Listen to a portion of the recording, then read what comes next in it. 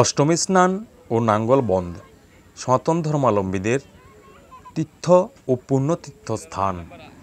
নাঙ্গলবন্ধ তীর্থের উৎপত্তি সম্বন্ধে কালিকা পুরাণ 84 ও 85 অধ্যায়ে বলা হয়েছে, শান্তনু মণির পত্নী অমোঘা দেবীর ব্রহ্মার তেজ গর্ভে ধারণ করে এক সুন্দর পুত্র প্রসব করেন।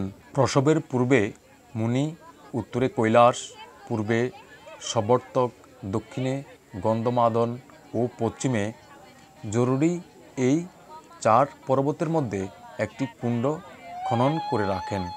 প্রসবান্তে পুত্রটিকে সেই কুণ্ডে স্থাপন করেন এবং ব্রহ্মা এসে ওই স্থানে পুত্রকে দেখে নাম রাখেন লোহিত্য।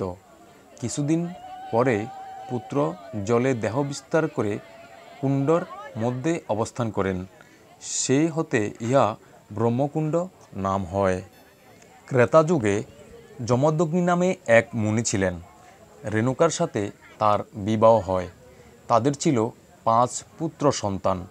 কনিষ্ঠ পুত্রের সন্তানের নাম হল পরশুরাম, বিষ্ণুর 10ম অবতারের মধ্যে 6ষ্ঠ অবতার। মহাতপস্বীর যমদগ্নির সহধর্মিণী রেণুকা একদিন নদী জলে আনতে গিয়ে পদ্মা মালধারী রূপ চিত্ররথকে দেখে মোহিত হয়ে সেখানে দাঁড়িয়েছিলেন এবং সময়মতো গৃহে ফিরবার কথা ভুলেই গিয়েছিলেন। এদিকে হোমাদি কর্ম অতিবাহিত হল। যমদগ্নি ধ্যান জানতে পারেন রেণুকা অন্য পুরুষের দিকে আকৃষ্ট হয়েছেন।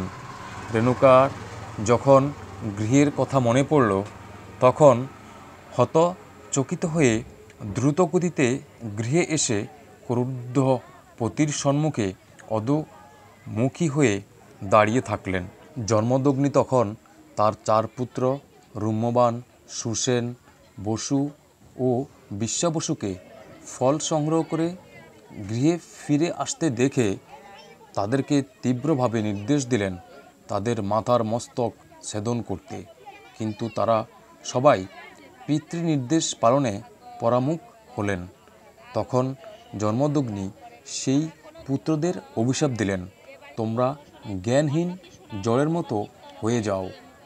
সেই সময় কনিষ্ঠ পুত্র পরশুরাম সেখানে এসে পৌঁছলেন।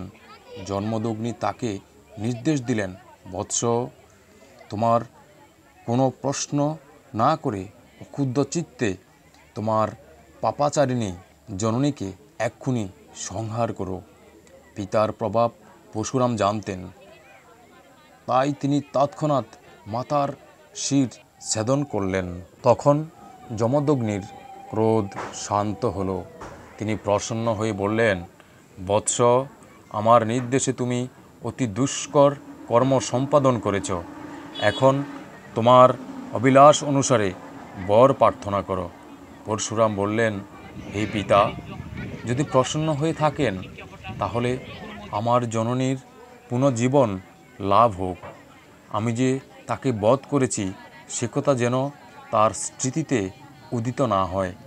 আমার ভাইয়েরা পূর্ণ চৈতন্য লাভ করুক। যমদগ্নি তথাস্তু বলে পরশুরামকে তৎক্ষণাৎ সেই বর দান করলেন। মাতা রেণুকা এবং ভাইয়েরা যেন নিদ্রা থেকে আনন্দে জেগে উঠলেন। কিন্তু পরশুরামের হাতে মাতৃহত্যার ওই কুঠারটি লেগে থাকে। পিতার কাছে এর কারণ জানতে চাইলে পিতা বললেন, তুমি মাতৃহত্যা আর নারী হত্যা এই দ্বিবিধ পাপেই আক্রান্ত হয়েছ। আর জেনে রাখো, পাপ ছোট বা বড় যাই হোক না কেন, কৃতকর্মী তা স্পর্শ করবেই। তারপর ব্রহ্মপুত্রকে আশ্বস্ত করে ব্রহ্মকুণ্ডে স্নান করার উপদেশ দিলেন যে তীর্থে গমনে বা স্নানে তোমার হাতের কুঠার স্থলিত হবে। জানবে যে ওই পুণ্যস্থানই পৃথিবীর সর্বশ্রেষ্ঠ তীর্থক্ষেত্র। পিতার আজ্ঞায় পরশুরাম তীর্থ পরিভ্রমণের উদ্দেশ্যে ব্রহ্মকুণ্ডে পৌঁছে স্নান করার সাথে সাথে তার হাতের কুঠার পতিত হয়ে যায় এবং সর্বপাপ থেকে মুক্তি লাভ করেন। তিথিটি ছিল চৈত্র মাসের শুক্লা অষ্টমী তিথি, বুধবার, পূর্ণ বর্ষু নক্ষত্র। পরে পরশুরাম চিন্তা করলেন, এমন সুমহান পুণ্যজনক জলকে সকলের জন্য সহজলভ্য করার জন্য এই ধরা পৃথিবীতে নিয়ে আসবেন। পিতৃ আজ্ঞায় ব্রহ্মকুণ্ডের জলধারাকে এই পৃথিবীতে নিয়ে আসার জন্য পরশুরাম হাত থেকে স্থলিত কুঠার দিয়ে ব্রহ্মকুণ্ডের জলধারাকে হিমালয়ের পাদদেশ পর্যন্ত আনতে সক্ষম হন। তারপর নাঙ্গল দিয়ে মাটি কর্ষণ করে হিমালয়ের পাদদেশ থেকে নারায়ণগঞ্জ জেলার নাঙ্গলবন্দ পর্যন্ত নিয়ে আসেন। সুদূর হিমালয় থেকে হাল চালনায় ক্লান্ত হয়ে পরশুরাম বিশ্রাম করার জন্য এখানে নাঙ্গল বন্ধ রাখেন বলে স্থানটির নাম নাঙ্গলবন্দ হয়। নাঙ্গলবন্দ স্নানে অধিক পুণ্যার্থী আসে। চৈত্র মাসের শুক্ল অষ্টমী বুধবার ও পুণ্যবর্ষণ নক্ষত্র যোগ হলে তাকে বুধষ্টমীও বলা হয়। প্রতি বছর পর পর এই তিথিকে একত্রে মিলিত হতে দেখা যায়, আর এই সময় ব্রহ্মপুত্র সর্বতীর্থের সমাগম হয় এবং তীর্থরাজে পরিণত হয়।